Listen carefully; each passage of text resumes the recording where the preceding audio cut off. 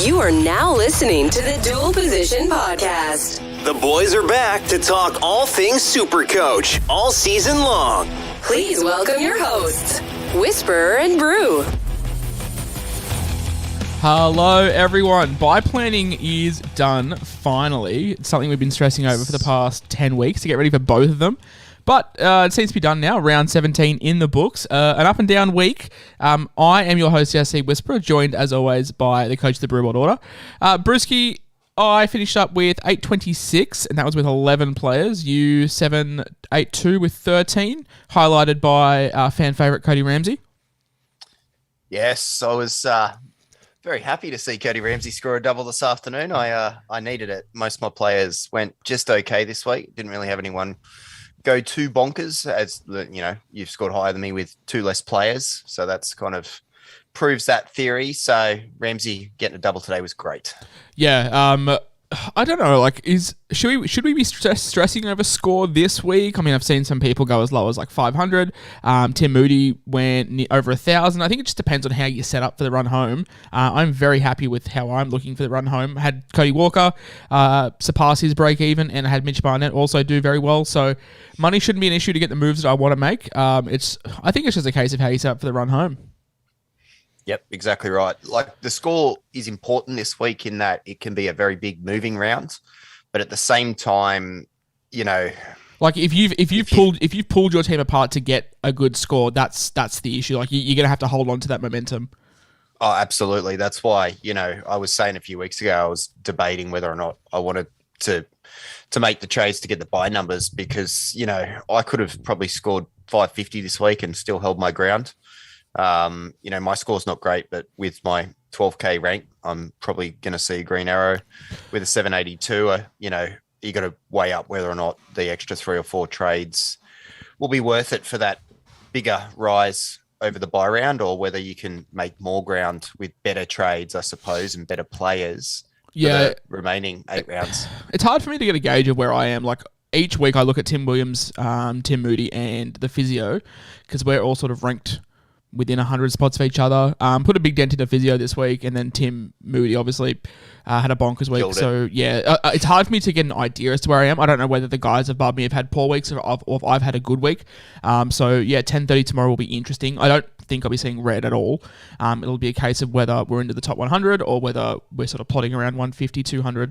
But yeah, some big moves, and we'll talk about sort of our early trade plans at the end of this episode. But moving forward, the first game of the week, Sharks 28, Storm 6. Sharks were plus 7.5 on the money line. I had a lot of money on the Sharks this week. Was very happy. Highlighted by Jesse Ramian with 133. If you knew that Ramian was getting 133, you'd be worried, because I know that you're a Katoa owner, and a 55 from him, not ideal as an owner for yourself. Oh, Katoa could be the number one center in the comp if Ramian could pass the ball. Seriously, like he does not like him. He gets 50 to 70 pretty much every single week, and the amount of tries that he doesn't get because Glue Hands doesn't pass him the ball is astronomical. So, you know, I don't hate owning Katoa, because I like watching him play, and he's a great finisher, and, you know, he rarely lets me down. But god damn, it allows you. It allows you to push it on Ramian. You know what's funny? I was thinking the other day, I was like, I should just buy Jesse Ramian. Yeah, just double down. Because, you know, if he passes the ball, sweet, I win. If he doesn't pass the ball, well, sweet, you win again. At least I own him, and I don't have to yell at the TV screen so much. Blake Brayley with an 82. Cam McInnes on updates up to 72. He was in the firing line this week. I was definitely trading him for Harry Grant. But now the news that Munster's out, Hunt is going to play in the halves, and what you would expect Grant to play the full 80. Maybe thinking that we hold off on Harry Grant for one more week. Thanks to I don't think any of that'll happen, actually. What do you think is happening? You think Dearden comes in, or? Yeah, I think it's straight swap. I don't think they want to change the chemistry of that lineup too much by moving too many people positionally. I think Dearden will just come straight into the 6, and I think that'll happen because Cherry Evans and Hunt are the same player. Even still, though, like, McInnes' performance this week has shown that he can do it off the bench. I'm not really worried about holding for one more week. I'm happy to give Grant a week to get over Origin, and McInnes can probably just fill that slot for one more week with a 72. Well, I've got Brandon Smith calling umpires cheating bastards, so I have that issue, and he's probably going to be suspended for a while. So yes. McInnes will touch on that. McKinnon my guy, because hooker's not really a priority for me at the moment. So I'll probably just ride the season out with McInnes. Yeah, well, I've got Cotter and McInnes, and the idea was weighing up which one of those to keep for the run home, and I was leaning towards Cotter, but McInnes has been up and down, but a 72 from him is perfectly fine. Matt Moylan playing some 2015-esque footy this year. He's been in some really, really good form this year, Matty Moylan. He had a 68. Braden Trindle came in for the one game with a 65. Ronaldo Mulatalo with a 57. Connor Tracy played really well with a 56. Interesting to see what happens with rotation when Talakai comes back. If I don't know, he goes into the middle or they keep him at centre. I'm not too sure. Tracy did play really well, but I do see Talakai holding that spot. Britton Nakora 55, Sonny Katoa, your boy with a 55, Will Kendi 55, and Dale Finucane with a 53. Really the only ones to talk about. I was on cloud 9 with Andrew Fafita. He was doing really well for me. Was looking at like a 45, 50 score, and then the bloke decides to, get sin-minned in the last 30 seconds of the game. So he could have had, the last 5 minutes of the game. Look, if I pulled that 50 from Fafita out of my ass, I would have been over the moon. But 34 is a bloke that sat on the bench all year. I can't complain about. As for the Melbourne Storm, your boy Brennan Smith, 62 with a sin bin. I think you'll be. The NRL don't like those kind of accusations, and he might be on the pine for 2-3 weeks. Yeah, I think he'll get suspended just to kind of take a stand against. Well, for one, abusing the referees, but two, you can't really get caught saying those type of things. So I'm sure they'll come down firm on him, and he's basically become a sell, but an awkward priced one. Yeah, that's why I never really got around buying him, to be honest. Alec McDonald with a 62, Jerome Hughes 56, Nick Amini 53, Nelson Asper-Solomon a 52, Chris Lewis 51. Ryan Pappenhausen was on the verge of scoring like 85. I'm kind of glad that try got pulled back because I would have looped the 85 and I would have missed out on the bloke we'll speak about soon. But Pappenhausen 49, I don't know, broke his finger or some shit, but apparently he's fine, like a tendon tear or something, but physio reckons he'll be good for next week. Not the ideal trade-in for not like the result that people wanted after paying $900K for him with a 49, but promising that he did get 49 doing nothing, I guess. Yeah, and that I guess that's Pappy. The Storm were brutally bad. They're in a real downer at the moment, but I can't. It's the Storm. They never stay down for too long. I don't think it's a tendon tear. If it was a tear, he'd be in big trouble. He'd probably be out for the rest of the season. If it was a tear, I've actually done that in my finger, and it involves a cast followed by a splint, and then followed by about 3 months of rehab to get your finger moving the way that it's supposed to. So I think it's called mallet finger. I know that, but I don't think it's actually a tear, and he should be okay. And hopefully he is, because I held him for half a season. I didn't want just a 135 and a 49 on his return. Well, you mentioned he won't be out for the season, but Grant Anderson, a game to forget. Injured, went off, came back on, injured again, off, 17 points. I don't really know if he comes back into the first grade team. Full strength. You think Munster goes to 6, Meany goes to the wing, Eremia will go to one wing, Seve and Olam on the others. And Grant Anderson, a game to forget. Yeah, well, he's done his job, hasn't he? Made us bugger all money and got us 17 points in the buy round. That's what we love. Woo! He wasn't okay cash down at the time though, so you cannot complain about that. But the Sharks were very, very, very good. 28-6 winners. Game 2, a game that I was at, and you can see from the stream, Cody Walker is highlighted in orange. I and ahed all day. I was like, look, Pappenhausen sucked. Well, what's IPAP's going to get? If IPAP gets 70 and Walker gets 30, I've lost 40 points, but I can take the upside and go for Walker. Look, I'd love to give you some like high detailed inside analysis as to why I picked Cody Walker for captain, but it came down to the fact that my work rang me, and I'm a disability support worker. Work rang me and said, hey, we have a consumer that wants to go to the footy tonight. Do you want to go? And I was like, yeah, I would have captained Cody just so I've got something to watch at the game tonight. But it did pay off. 119 points from Cody Walker. He was, really, really good. Got a really dubious try to start the game and then took an intercept. Must be nice for him to be on the other end of the intercepts rather than dishing them out. And then 2 try assists as well. Rabbitohs look really good, Brew. They were good in patches, I'd say. Obviously, they started well. I had no issues also, even though I didn't own Cody and I was death riding him, I had no issues with the first try. It was a try in my opinion. Then they just went to sleep, and the Knights were all over them. And after that, I actually went to bed, to be honest with you. You didn't miss much. You did not miss much. I mean, you missed some Latrell junk. He got 93, which I was death running Latrell, so not overly happy about that. Richie Kenner with a 91. Alex Johnson owners must be ripping their hair out because they were all AJ's points. He was also a late exclusion from this game, which really rocked some people. Tom Burgess was very, very good. He came off the bench, and he was exceptional when he came on. 76 points from him. Tavita Totola, a guy that I was looking at bringing in this week, just for a one-week play. 71 points from him. Junior Paulo with a 61 as well. Sort of rounds it out. Jed Cartwright, if you bought, are you happy? Because there's all the possibility in the world that he jags a bench spot, because there is a bench spot open, and he got 49, which is okay, but then if he does find his way onto the bench, that's not ideal. Look, if that part happens, then it could be a little bit of an AE nightmare down the stretch, but you're not going to complain about a near bottom dollar guy whipping out a 49 on the bye round. So you'd hope that he just, has done his job and disappears. But if he doesn't, well, at least you got the points this round, I guess. 43 from Tass, not too bad, doing nothing. But if you would want to, I don't know who would have still held him, but Lockie Ilias, if you did hold him, if you got to round 12, round 13, you're like, yeah, I'm just going to hold him for the bye.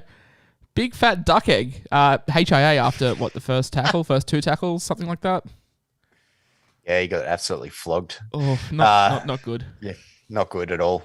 On the night side of things, Mitch Barnett, 97 points, my hero. I was tossing up between him and Joe O last week, as you know, on the podcast. It turns out that Barnett lost that encounter, but he lost it by 6 points, and it was a 130k difference. So I'll take the Mitch Barnett situation there. He crashed over for a nice try in his last game for the Ramsey Resurgence, probably. Edric Lee with a 79. Edric Lee is now Supercoach relevant. Some things I'd never thought I'd say. Yeah, I was getting Edric Lee. I ended up doing 2 trades this week, not the third. Couldn't do the third because the third was going to be Tane Milne to that man, Edric Lee. So I'm a little bit dirty that I didn't just do it anyway because he outscored him, and he's gonna be a 600k plus player, which I'm stuck selling probably a 390k Milne now. Yeah, no, I definitely, I sympathise with you there. Dom Young, the other winger for the Knights. He had a blinder. He got 73. Really happy. I was pumping his tyres all last year, the preseason. Didn't really materialise, but has definitely come on leaps and bounds this year. And yeah, he's played last good month or so of footy. I thought he had a great game. I only saw the first half, but I think he scored two tries. It might have been in that half, and he looked real good. Well, you should have stayed up because David Clem was looking for a monster score this week, and then bagged the meat pie, the first meat pie since I think 2016, 2017 or something like that. So 5 years drought. But he was on song for a big score, and then gets sent off in the last 6 seconds. That takes his score down, but still a respectable 70. But if you're a front row forward that scores a try, you'd maybe like more than 70. Yeah, even if you give him the extra 10 points back, the time was up on the clock. So he didn't score as well as I thought he would. When he crashed over, I was like, bloody hell, all these people that own Clemmer, they're getting this fleet junk on the bye round. And when I woke up and checked the scores, I was like, oh, what did Clem do? Wasn't that bad. And then I found out he got sent off, obviously. Got sent off. So, and he might be facing a few weeks on the sideline. So, good for non-owners. Adam Clune, 69. D. Saif with a 62. Typhus and Frizzell with a 62 as well. Not a whole lot to round out there. But the Rabbitohs did run away 40-28 winners. And, I think 1.3% of people captained Cody Walker. I was death riding this game. Like, the opposite of death. I was just wishing Cody to do something, and he delivered. I was talking to Tim Moody before this game started because he VC'd Latrell, who got 93 points for a free loop. And when I realised that he did not follow through with that, I messaged him. I was like, what are you doing? Like, what's happening? And I saw he had Mitch Moses as captain.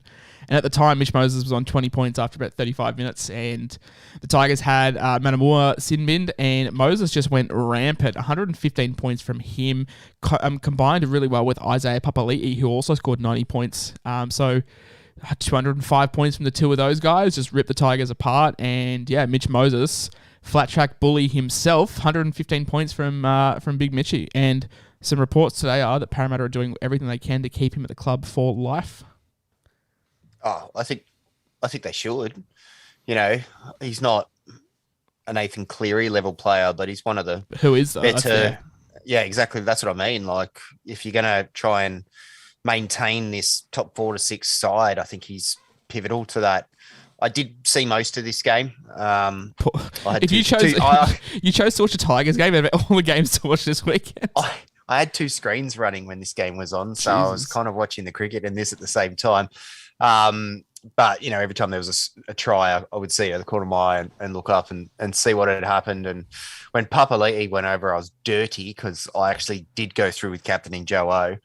And they would have scored somewhat similar and I would have been okay with that. But, the 90 far exceeds the 64 now. So, but Moses was, he was good. And, going into probably 30 minutes into the game, he was on like 8 points. And that's what I messaged him. I was like, oh, bro, and then the second half just ripped it. The Tigers just went to sleep. Like, I think suck. At one point there was 2 tries in the last 2 minutes. There was one a couple minutes before that, and maybe 4 minutes before that. It was like 4 tries in the space of 8 minutes, and it just completely changed the game. Plenty will get said about it, and I'm not going to be here to rip Luke Brooks apart. But the Tigers were 12 men down, one man down. They had 12 men on the field. The ball in Parramatta's end. And controlling the game well, like they were matching them set for set with the man in the bin, which is great. And then on the second tackle, he puts a kick in, like a play that was just never on. And from there, Parramatta scored. They scored on off the back of the kick as well. Like it was just rampant from them. And I don't want to lay the boot into Luke Brooks because it's not the podcast to do that, but it's not working, I think. And it'd be better for both parties if they just cut ties. I think Luke Brooks, there is a player there, but there's not going to be a player there at the Tigers. So it's just got to move on. Just put Adam Dewey at the 6, Jackson Hastings at the 7. I think that would work well. For the Eels, Mike Acevo with a 79-point affair. He also was a man that was on very few points until he got a few attacking stats. Regan Campbell-Gillard, one of New South Wales' best forwards that's not picked for Origin, 62 points. Gutho with a 59, Marnie with a 58, Dylan Brown 57. And I want to highlight Sean Lane because obviously talk of the highly touted this week.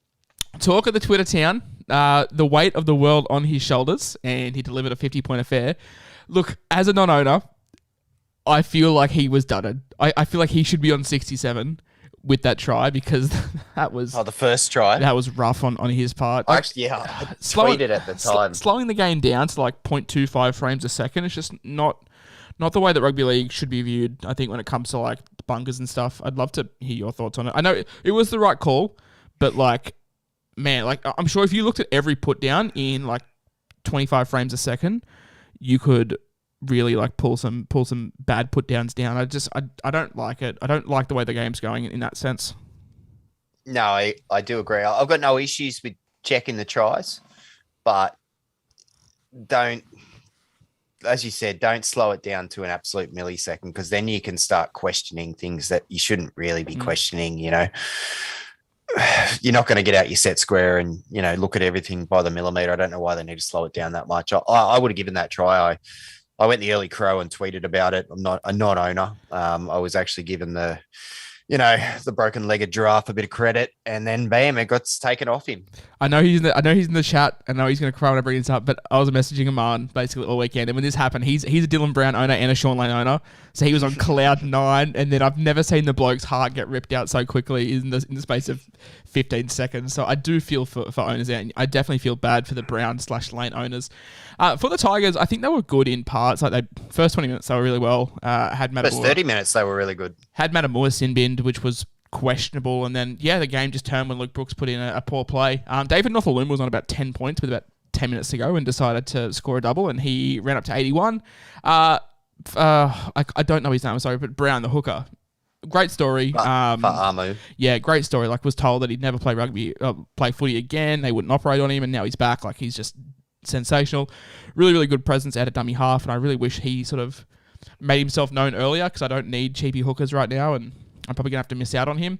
Your boy Joe Offahengawi was in everything. Like, he was on 35 points after about 20 minutes, I feel. He wasn't, but he is in everything. I was watching his score very closely. He was on about 34 points after 28 minutes, I think it was. So I found out that believe it or not, bro, Joe Offahengawi's contract is up at the end of the year. It wouldn't have anything to do with his performances. He'll probably end up at the Dolphins. I really like Joe this year. I think he's just a workhorse, and I actually watched a little bit closely because I did own a Tiger this week, and I said I'd do that, and he's there. He's always there. He gets a lot of touches. Someone goes himself or passes it. Someone messaged me during the week, and it kind of stumped me. Like they said, for 100k less, I don't own Tarpany or Joe, but to save 100k, is it worth going Joe? And I was like, oh shit, like. It's not a bad shout. I mean, I love Tarpany, but like it's not a bad shout to save 100k and go down to Joe. No, it's not. On the game in general, you're right about Noffo. He also got a mouthful of sand on one of those last 2 tries. I don't know if anyone saw that, but I thought it was hilarious. I thought Fanoa Pole was really good. Yeah, I want to highlight our new boy. What a man! What a stud! He looks really good. He got the start too, which was unexpected and which was great. But no, I think he might end up getting more starts too, because I'm pretty sure Kamali's been told to go for the youth in this side. Yeah. So it could be a sneakily good person to hold and see what happens with Luke Brooks. You mentioned him before. I personally think the Tigers are always a man down when Luke Brooks plays. So at one point, Mitch Moses absolutely owned his best mate. Completely owned him, probably ended his career, made him look like an absolute fool. And I saw Papali'i do it another time. His defense is just not up to scratch, and obviously his attacking game is subpar at best, in my opinion. So the Tigers should be moving him on, in my opinion. I'll tell you where Luke Brooks, I reckon, would thrive, and people will laugh at me because they have Josh Schuster, but Manly, like I know that they'll play Schuster at 6, but if you put Brooks at Manly, I really think he'd do good things, because you've got Travojevic there to help him support. You've got, obviously, Cherry Evans there, who is a very, very good halfback. Like, you just take all the pressure off Brooks and, like, get him in an environment that he doesn't need to be the guy. Like, he doesn't even need to be the second guy. Like, a fully fit Turbo and I know really good Cherry Evans could mask a lot of his inabilities, and Kieran Foran's has looked really good. Obviously, Kieran Foran's a much better player than Brooks, but just a situation like that, I think Brooks needs to get himself into, just have the best for him out of his career. Not a bad call, that. Our boy Pole, 48 points. He reminds me, and look, Stefano, after Origin last year, started to turn the form on and finished the season like a wet sail. Pole reminds me very similar of last year's Stefano. Speaking of Udikamano, he scored like 50 points in about 30 minutes. What a man. I said to someone a couple of weeks ago, sneaky option, look at Udikamano, he's going to start again soon. And I got blown away for it. I'm like, dude, he's like 298K. And they're like, oh, no, he's still shit. I'm like, what are you talking about? Last year he killed it. Yeah. And I could see him being an okay guy if you did. I don't think anyone did. But if you've got him, it could be a very sneaky hold there. Occasional play. Yeah, you'd want to see him get better minutes because, like, he scored well. I think he scored 45 points in 29 minutes, which is really good, but you don't want to rely on a 1.5 ppm to get you through. Like, I want to see more minutes from him. But, as like a late season option, like if you have a front row forward that gets injured, you need to, cash out for some 45, 50 points. I don't hate Stefano, but I want to see more minutes from him. But Parramatta did run out 28-20 winners. And the last game of the round, the Broncos 32, the Dragons 18. I professed on Twitter all week that the Dragons are great value this week. The Broncos have their entire side out. I know that the Dragons have Ben Hunt, but I still think they'll be good. And the Broncos, it's never fun when the Broncos are winning because it's always fun to make fun of the Broncos when they lose. So to see them succeed is sucky. But Dolphins fullback, I'm calling it. Dolphins fullback of next year, Tessie New, unreal. You reckon he'll be the fullback? I don't know. Like, where does he get a spot at this in the Broncos side next year? Like, you're gonna have Walsh at fullback, you're gonna have Mam at 6, you're gonna have Reynolds at 7. There's just no room for Tessie New, and they've struck out on Munster, they've struck out on Ponga. I don't know, if I'm building a club, I don't really want Jermaine Asako as my fullback. So you can do worse. You can do worse than call the Broncos and be like, hey, can we have Tessie New?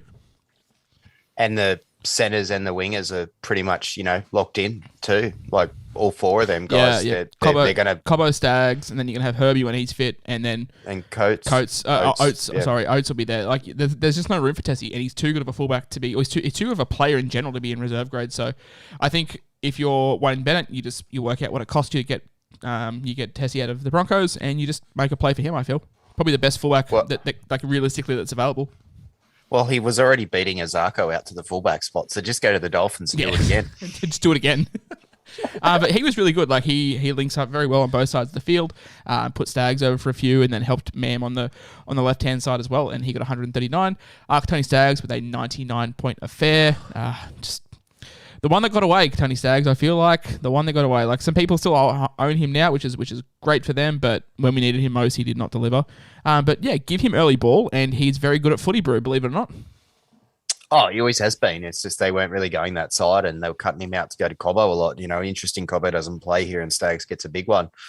I bloody had him too, and when he got selected in Origin 1, I thought, oh well, there goes the buy number, and sold him. But in hindsight, he would have been a great person to still have this week. Broncos played really well, I thought, especially given the amount of names on that list right there that are not normally in that side. Yeah, no, 100%.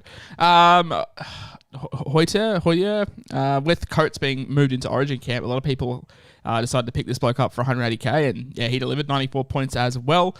Kobe Hetherington was very, very good today through the middle. I felt 76 points. I want to touch on our boy Hosking though, because unfortunately, I think he's played himself onto the bench, which is not good. Your boy, mate, not our boy. I don't know. No, he's what a stud. Like I think he's played himself onto the bench now, which is terrible. We'll see. That the Broncos had a pretty solid bench full strength anyway, so just see how it plays out. But you'll take the 62 points for the bottom dollar, that's for sure. Yeah, I want to. I think he had a really good. Hang on, he had a really good game today. His numbers were good. Yeah, I was about to read them out. So today. 80 minutes, an offload, 17 hit-ups, 143 metres, 42 post-contact metres, 4 tackle bars, 30 tackles, 2 misses, and yeah, 62 Supercoach points, which is perfect. Ezra Mam with a 62 as well, always nice. He's not going to be a play in my side week on week, but he's definitely a guy that you could play on matchups. Did go off for HIA, which is a tad concerning, but yeah, I think he'll be fine. But yeah, not much else for the Broncos to talk about really. Had a couple of good youngsters off the bench, Willison and Kennedy, and yeah, Hoskins were good. For the Dragons, though, top scored by the mascot of the Ramsey Resurgence, Cody Ramsey. What a stud. 80 points from him. 2 tries. Looked really involved. I think it says a lot about his game in general, just overall, that he is holding out who many thought is the Dragons' fullback of the future in Tyrell Sloan. Cody Ramsey is a god. That's all I have to say on the matter.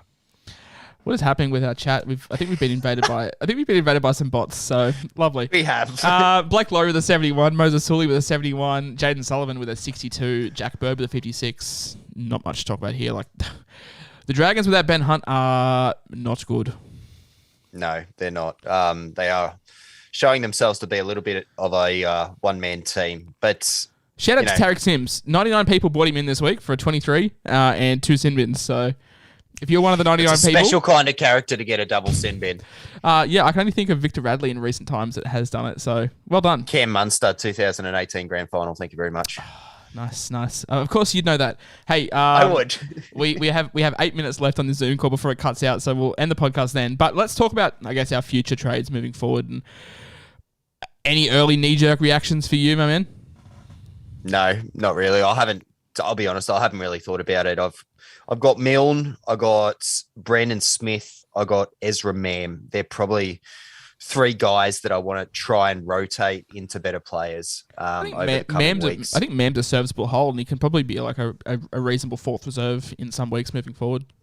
He'd be the lowest on that list. He'd be the lowest priority, especially with Munster. We got to see how he goes in Origin and whether he returns or not. So COVID, he's out, mate. See how he bounces back with COVID. Touche. But as long as he gets named and returned, then I could go free up some cash with Mam. I probably will just hold him. But I do want to try and turn Milne into Josh Curran. I'm thinking next week. Ooh, that's a pod. I like that. That's a good pod move for you. That's what I'm all about now. So in the end, I traded out Ryan Madison with the news that he was not backing up. I listened to the NRL Physios podcast and sort of looked at the stats about how these rib cartilage injuries happen. I decided to hold Adam Elliott, and we traded out Maddo. So we have like 560k in the bank, and I think the moves next week for me. Yeah, got a lot of cash. We downgraded to Hoskins and Pole for the reason why I thought with Cody Walker's massive break even, Cam McInnes' massive break even, I was petrified that I wouldn't have the money to do the moves that I wanted to do. But they both did well, and so we don't really need the cash. But we're going to go, I think, Mitch Barnett to, how about Ola Kawatu, just for the run home, season keeper. Barnett was great for 2 weeks, but the plan was always to get to Hamole. And then it's going to be a case of, like, do I pull the trigger and go Harry Grant, or do we go a week early on Tedesco? I know that Cody Walker has the Bulldogs next week, which could be juicy, but looking at that Dragon side, man, like, they look terrible, and I think you guys, the Roosters next week, could put an absolute score on them. I prefer the Teddy move because Grant could possibly play 80 minutes, as you said. If not, he'll still be backing up from an Origin game. Yeah. And B, Harry Grant has not been playing too good for Melbourne recently anyway, and his scores have not been astronomical. I prefer the Teddy move. Yeah, I think I'm going to go a week early because the original plan was to do the McInnes to Grant move, but now that, Grant might be playing 80 minutes in Origin and then backs up a couple of days later or whatever, and Storm just don't look good, I might go Teddy, and he could honestly just be like a reasonable captain choice if the Panthers decide to rest like Cleary, Luai and all that. So, yeah, I might be looking to move on Cody, bring Mam down to 5/8. It depends, though. Like, if Munster isn't good with COVID, then I'm going to have to play Ezra Mam.